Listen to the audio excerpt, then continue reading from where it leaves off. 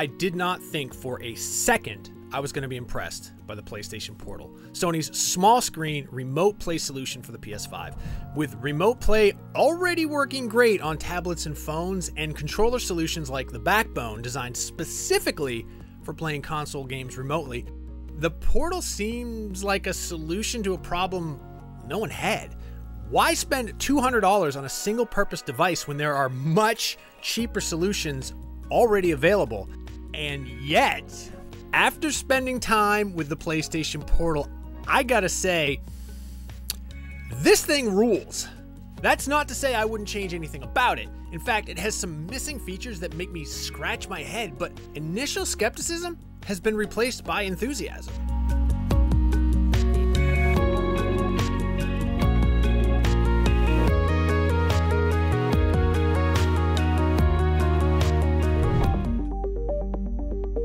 First off, when it comes to the just use your phone argument against the Portal, that disintegrates once you see the screen. Now, it's not OLED, which is a bummer, but it's an extremely high quality 8-inch LCD screen. That is much bigger than my iPhone 13 Pro Max, and it really looks fantastic. Colors are extremely vivid and absolutely pop.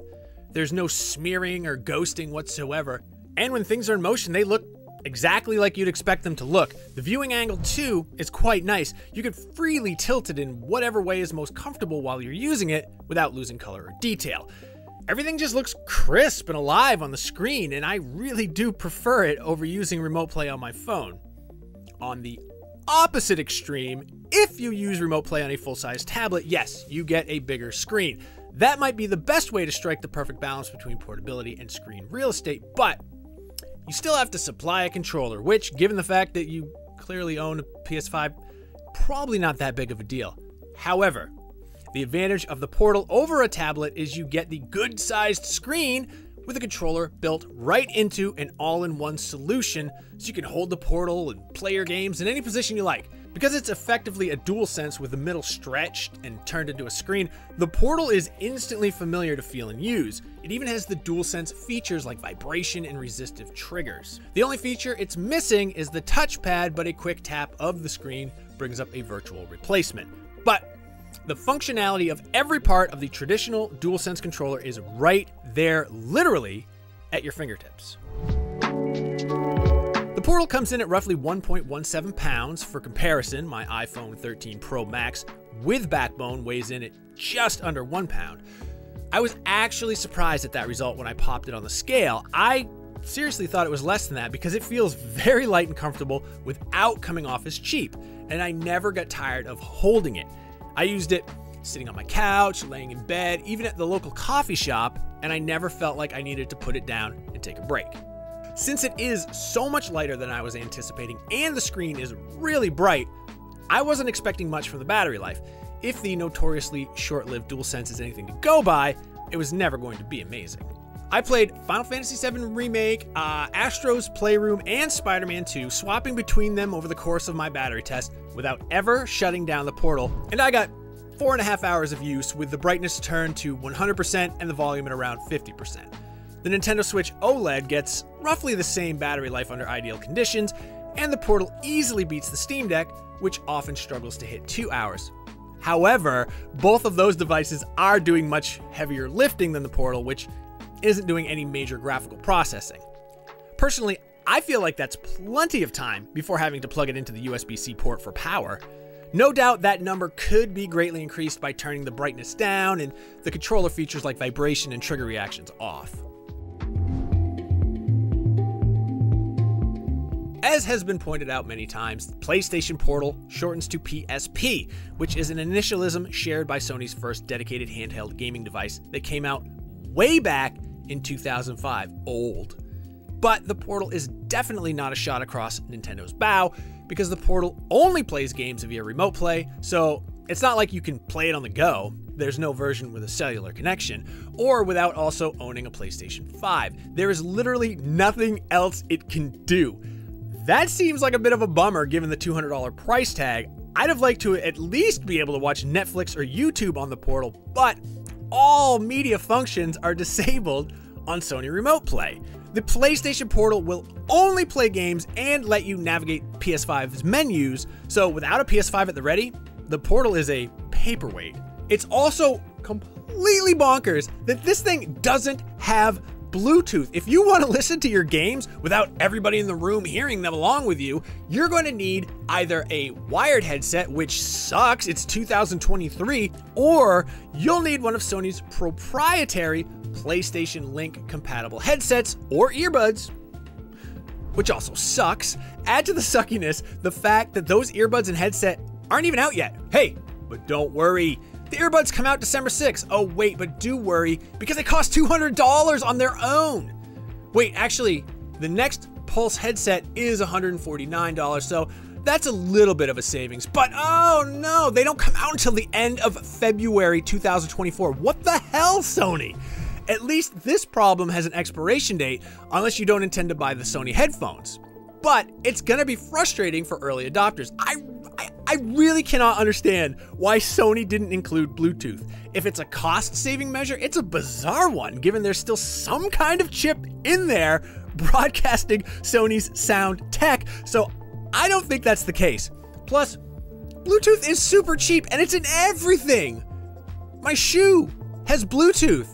It's made all the more frustrating by the fact that the single worst part of the Portal is its built-in speakers. They sound flaccid and underpowered with little in the way of audio range.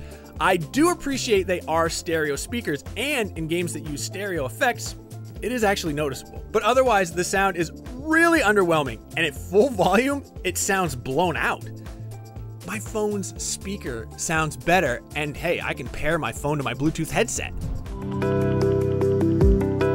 Setting up the Portal is extremely easy. You just need to make sure your PS5 is set up for remote play first, then you power on the Portal, connect to Wi-Fi, wait for it to download the update and restart, then wait for it to apply the update and restart again, and then follow the prompts to pair it to your PlayStation 5. Okay, yes, that sounds like a hassle now that I say it all out loud, but it's not like you can mess it up, and it's a process you only need to do once.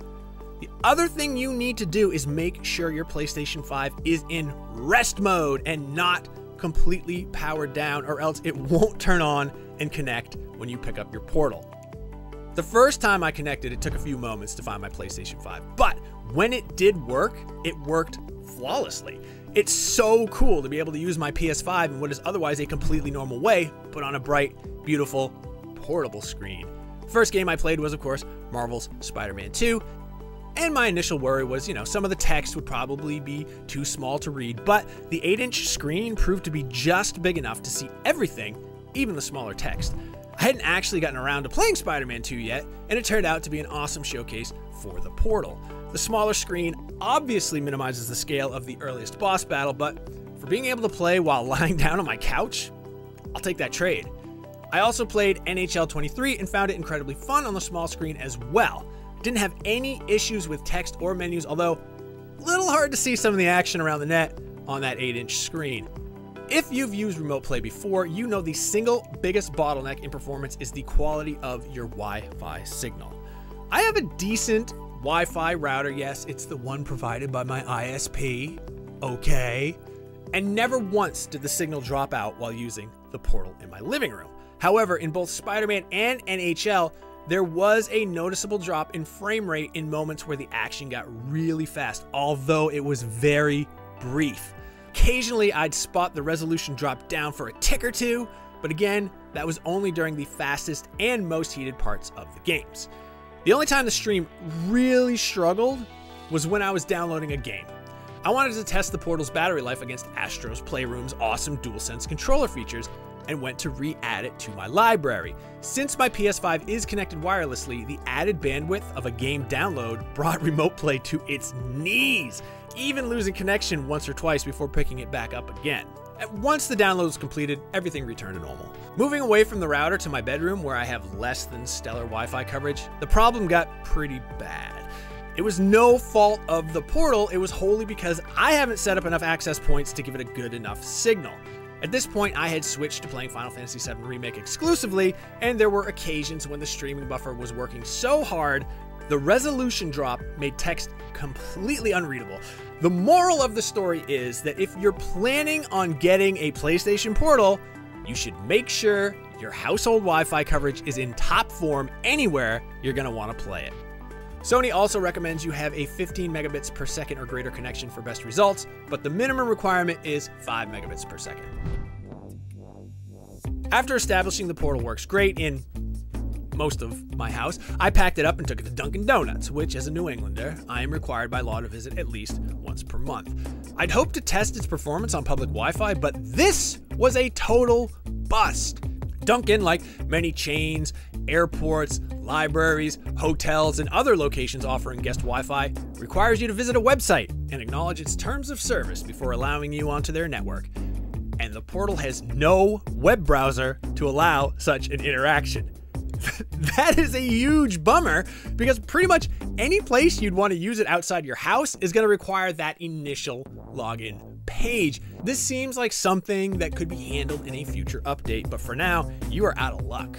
However, one of the locally owned coffee shops in my town has free Wi-Fi with no such requirements, so I took the portal in for a cup of coffee to see if it worked as advertised.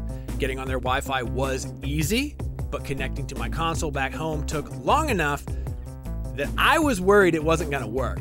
But once it did, it worked incredibly well. In fact, it worked almost as well as it does at my house when both devices are on the same network.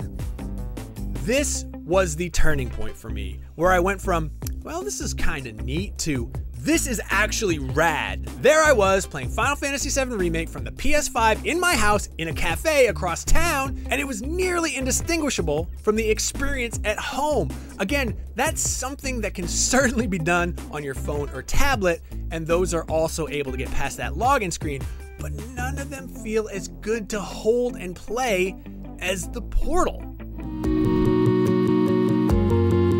The PlayStation Portal is the most surprising device I've ever come away from loving after going in loaded with skepticism. It's such a better experience than using your phone with a slap-on controller, and it works so much better than I was anticipating. I really love the freedom it gives me to play my PS5 from anywhere with decent Wi-Fi coverage, especially when the rest of my family was using the TV to, somewhat ironically, play Nintendo Switch. Bearing in mind that it's in no way a standalone device and 100% requires a PlayStation 5 to function at all, the biggest things keeping this Portal from being a truly amazing device are its current lack of a way to access Wi-Fi that requires a web browser to log in, and its lack of Bluetooth support for audio. For now though, it is a great device that represents the best current solution for PlayStation Remote Play, and if it weren't for those two baffling caveats, I'd call this a must-own device for every PS5 owner who enjoys playing games on handheld or has to compete for the household TV.